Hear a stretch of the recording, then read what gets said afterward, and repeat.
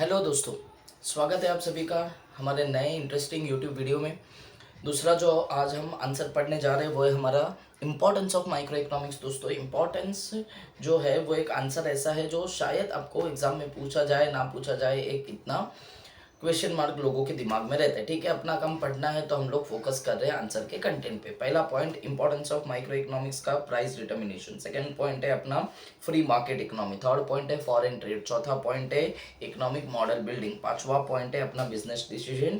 Six point है अपना useful to government. और लास्ट में पॉइंट बचा बेसिस ऑफ वेलफेयर इकोनॉमिक्स। अब सारी चीज़ें वैसे सिंपल है, ये सब हमने फीचर्स में डिस्कस किया था। ये फीचर्स में जो डिस्कशन हुआ है उसी का एक अलग रूप हम यहाँ पे पढ़ने जा रहे हैं। पहला पॉइंट वही जो अपना प्राइस थियरी फीचर्स में था, वही चीज़ यहाँ पे है, प्राइस डिटर्मिनेशन। माइक्रो इकोनॉमिक्स है तो आपको क्या फायदे हैं, माइक्रो इकोनॉमिक्स है तो आपको क्या फायदे है, वो सभी आंसर में बताया है। तो माइक्रो इकोनॉमिक्स है तो आप गुड्स और सर्विस और फैक्टर्स ऑफ प्रोडक्शन का प्राइस डिटरमाइन कर पाते हो। अभी determination of prices is studied under the which branch of economics, that is the micro economics. Which branch? Micro economics. तो प्राइस डिटरमाइन करना किसके हाथ में है? माइक्रो इकोनॉमिक्स के हाथ में। तो एक इंपॉर्टेंस हुआ। दूसरा जो पॉइंट है वो है अपना फ्री मार्केट इकोनॉमी। अब यहाँ पे फ्री मार्केट इकोनॉमी को समझने का मैंने टेक्निक बताया था कि जो भी डिसीजन है बेटा, जो भी क्या है डिसीजन से, पहला डिसीजन क्या होता है अपना कि देश में रह के हमें कौन से गुड्स प्रोड्यूस करने, कौन से नहीं करने, व्हाट टू प्रोड्यूस। दूसरा हाउ टू प्रोड्यूस, कैसे प्रोड्यूस करना है। तीसरा वेयर टू प्रोड्यूस, कहाँ प्रोड्यूस करना। चौथा व्हेन टू प्रोड्यूस, कब प्रोड्यूस करना। पांचवा और इंपॉर्टेंट जो है वो है हाउ मच टू प्रोड्यूस, कितना प्रोड्यूस करना है सर, कितना। ठीक है, तो ये ऐसा एक्टिंग करना पड़ता है। ठीक है, तो ये चीजें जो है वो डिटरमाइन करनी जरूरी है। That is the economic system जो है फ्री मार्केट इकोनॉमी है। अब फ्री मार्केट का अगेन मीनिंग क्या हुआ कि चीजें जो है तुम्हारे देश में वो गवर्नमेंट और प्राइवेट सेक्टर, जो भी हमारे दो सेक्टर है उसमें डिवाइडेड है। आप फ्रीली अपना डिसीजन ले सकते हो। पहले के ज़माने में क्या था, कैपिटलिज्म के टाइम पे या जो हमारा ओल्ड इकोनॉमिक सिस्टम थे उसमें क्या था कि डिसीजंस लेने में गवर्नमेंट इंटरफियर करते थे। अभी इतना इंटरफियरेंस होता नहीं है। नो डाउट टैक्सेस वगैरह हम देते हैं, वो सब हम लोग अलग से स्टडी करेंगे। तो what to produce, how to produce, when to produce, where to produce, how much to produce, ऐसे जितने भी क्वेश्चन है वो सबका आंसर हमारे मिलेगा किसमें? माइक्रो इकोनॉमिक्स में। That is the free market economy.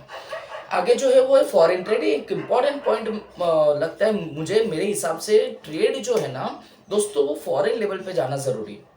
कोई भी चीज़ आप जब एक्सपोर्ट करते हो मतलब सेल करते हो, इंपोर्ट करते हो मतलब बाई करते हो, खरीदते हो, ये import and export of goods and services are studied under the foreign trade and foreign trade is studied under the micro economics. अब सिंपल लॉजिक है कि आज अगर कोई सिंगल प्रोड्यूसर है, वो गुड्स को सप्लाई कर रहा है या एक्सपोर्ट कर रहा है आउटसाइड इंडिया, या कुछ खरीद रहा है दैट इज इंपोर्ट कर रहा है। अभी इंडिविजुअल स्टडी हुआ ना, एक कर रहा है। सोचो पूरे स्ट्रक्चर ऑफ इकोनॉमी में हमारा एक ही प्रोड्यूसर एक्सपोर्ट कर रहा होता तो बाकी है ही नहीं, एक ही है, तो इसके लिए स्टडी कहाँ होगा? माइक्रो में। सोचो 100 प्रोड्यूसर्स होते, 100 प्रोड्यूसर एक साथ कुछ ना कुछ गुड्स प्रोड्यूस कर रहे होते, तो उसको भी हम इंडिविजुअल लेवल पे कहाँ स्टडी करते? माइक्रो इकोनॉमिक्स में। दैट्स इट, ये हो गया थर्ड पॉइंट। फोर्थ पॉइंट है अपना economic model building. What is model building? That is the theory. जो भी हम लोग लॉ सीखते हैं, थियरी सीखते हैं, वो सब क्या है बेटा? Model building.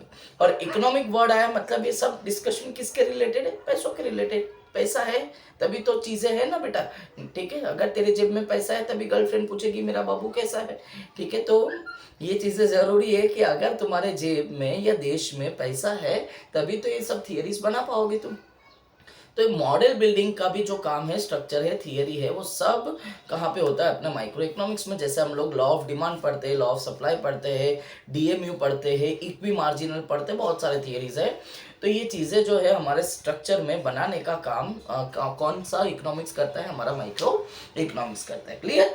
आगे नेक्स्ट पॉइंट है हमारा बिजनेस डिसीजंस। मैंने बताया कि कोई भी टाइप के डिसीजंस जो बिजनेस के रिलेटेड है, जैसे एग्जांपल मैं लूँ तो कितने फैक्टर्स यूज करने हैं, कब यूज करने हैं, उसका कॉस्ट क्या होगा। कॉस्ट समझते हो? जो प्राइस हम देते हैं ना, प्राइस थियरी में जो फैक्टर्स ऑफ प्रोडक्शन का जो प्राइस सेट किया था ना, उसी को कॉस्ट बोलते हैं या कॉस्ट ऑफ प्रोडक्शन बोलते हैं। तो कितना कॉस्ट ऑफ प्रोडक्शन पे करना होगा, कितना में रिवॉर्ड आएगा, ये सब डिसीजंस किसके? बिजनेस डिसीजंस है। तो इसका भी स्टडी कहाँ होता है? हमारे माइक्रो इकोनॉमिक्स चैप्टर्स में। आगे उसके बाद है हमारा useful to government, simple logic है, मैंने बताया जैसे कि गवर्नमेंट को भी डिसीजंस लेने हो तो वो किसकी सहायता लेते, माइक्रो इकोनॉमिक्स की सहायता लेते। कि अगर तुम्हारे देश में कोई भी टाइप का गुड्स सर्विस सेल हुआ, परचेज हुआ, उसमें जब जब टैक्स की बारी आएगी, जो पैसा गवर्नमेंट को जाता है उसमें गवर्नमेंट को हेल्प करता है कि हमारे इकोनॉमिक सिस्टम में कितने गुड्स प्रोड्यूस हो रहे और कितने गुड्स डिस्ट्रीब्यूट होके कंज्यूम हो रहे। तो जब जब गुड्स प्रोड्यूस होके कंज्यूम होगा तब तब गवर्नमेंट को अपना पैसा जो है टैक्स का मिलेगा, जिसको हम गुड्स और सर्विस टैक्स बोलते हैं, जो हम लोग आगे वाले चैप्टर्स में सीखेंगे। क्लियर। आगे next point, basis of welfare economics. Last point है अपना, वेलफेयर रेफर्स टू लोगों का भला करना।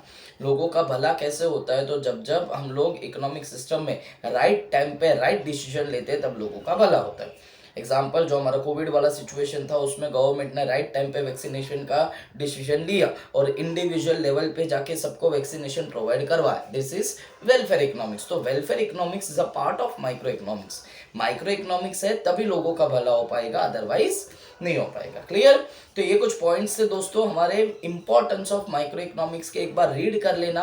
आंसर न्यूट्रल आंसर है ना, इंपॉर्टेंट है ना एकदम ही लोअर लेवल पे हम लोग छोड़ दे या इग्नोर करें, ऐसा आंसर है, क्योंकि इससे ऑब्जेक्टिव्स भी बनने के चांसेस है। और वो लोग अगर अनएक्सपेक्टेड पेपर बनाने की कोशिश करेंगे तो शायद आपको ये आंसर पूछा जा सकता है। ठीक है, थैंक यू वेरी मच, मिलेंगे अगले वीडियो में, बाय बाय।